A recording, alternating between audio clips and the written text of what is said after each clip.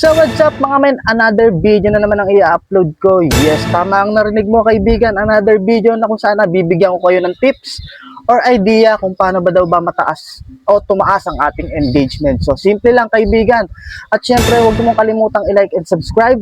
I-click ang notification bell para lagi kang updated sa mga video ko.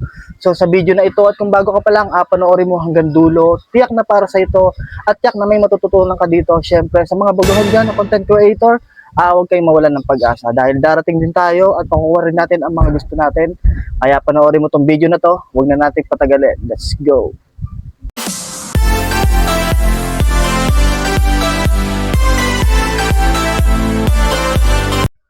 So ayan mga men, eto na, marami kasing nag-comment sa akin. So may nag-PM din sa akin kung paano ko ba daw nagawa yung mabilisang monetize kay Facebook. So na-monetize ako ni Facebook within 1 week before bago ako na monetize ni Facebook. Siguro dahil ginagawa ko ng tama yung pag-engagement. So kaya siguro na mabilis na monetize ni Facebook yung account ko kasi gumagawa tayo ng tama. So ayan.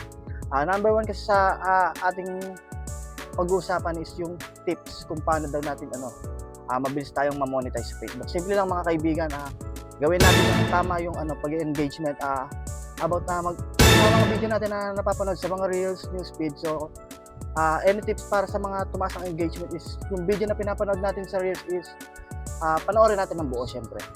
So panoorin natin ng buo yung video, tapusin natin, huwag natin si-shortcut to dahil mahalagang bagay ito na nire-recommend ni Meta. So mas mabilis mataas ang engagement natin kapag tayo ay patuloy na nagre-react dun sa mga video na pinapanood natin. So mas maganda nire-react natin yung video, then mag-iwan tayo ng comment syempre. So panoorin natin ng buo yung video.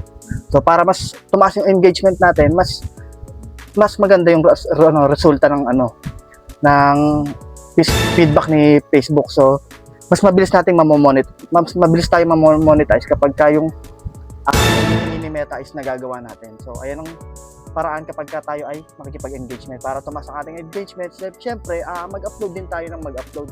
Ipagan lang natin yung pag-upload ng mga video sa reels, sa mga natin. So about sa kahit anong video niyan, basta sipagan lang natin mag-upload ng video. So mas mabilis tayo ma-monetize agad ni Facebook. So mas mabilis nating ma-hit yung tinatarget na tinatawag ni Meta. So doon sa video na yon, kapag tayo nag-upload, siguro kahit sa 1 week makarami tayo mga 3 to 5 na video i-upload natin. Hanggat maaari, upload lang tayo na upload para mataas yung engagement natin na tinatawag.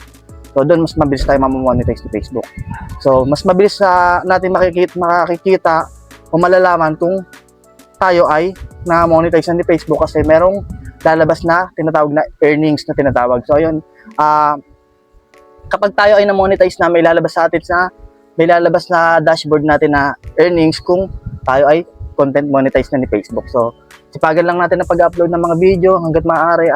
Huwag tayong tumigil dahil mahalagang bagay ito para sa ating pagko-content. So ayan, mas mabilis tayo ma-monetize kapag tayo ay nag-upload ng mga video. Yun. So sa mga reels yan, share nyo siya sa mga reels para mas mabilis nating ma-hit yung nire-recommend ni Meta. So ayan. Take note kaibigan, mahalagang bagay ito para malaman muna kung ano ba ang ayaw ni Facebook. So ito lang naman ang ayaw ni Facebook kaibigan, ang pag-spam. So ayan ang number 1 na ayaw ni Facebook, kaya wag mong gagawin ang pag-spam dahil maaaring ma-restrict at ma-deactivate ang iyong account. So mawawala ang iyong account kapag ikaw ay patuloy na nag-spam sa lahat ng comment section na tinatawag.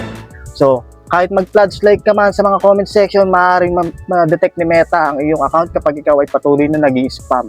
So take note kaibigan, wag mong gagawin ang pag-spam. At ayan ang number 1 na pinakaayaw ni Meta o ni Facebook na. So hanggat maaari, huwag tayong gagawa ng pag-spam. Hanggat maaari, gumawa tayo ng tama para patuloy na gumanda ang takbo ng ating Facebook at hindi ito masira. Kung ikaw ay patuloy na nag-spam, maaaring ma-detect ni robot ang iyong account at maaaring masira ang iyong pinaghirapan. Ikaw din, mawawalan ka ng pag-asa at mawawalan ka ng tsansa na ma-monetize ni Facebook. So ayan, hanggat maaari, gawin natin ng tama. Antayin natin yung tamang paraan pag-engagement. Gawin natin ng tamang paraan yung pag-engagement para yung pinaghirapan natin is hindi masira. So take note kaibigan, wag tayong mag-spam. So ayan ang pinakaayaw ni Facebook. So ayun lang, sana may natutunan ka sa video na ito at i-share mo na rin sa mga tao at sa mga all small content creator na hindi pa alam kung ano yung tamang paraan ng pag-engagement. So ayan, hanggang dito lang ang video na to. Sana may natutunan ka. Maraming salamat.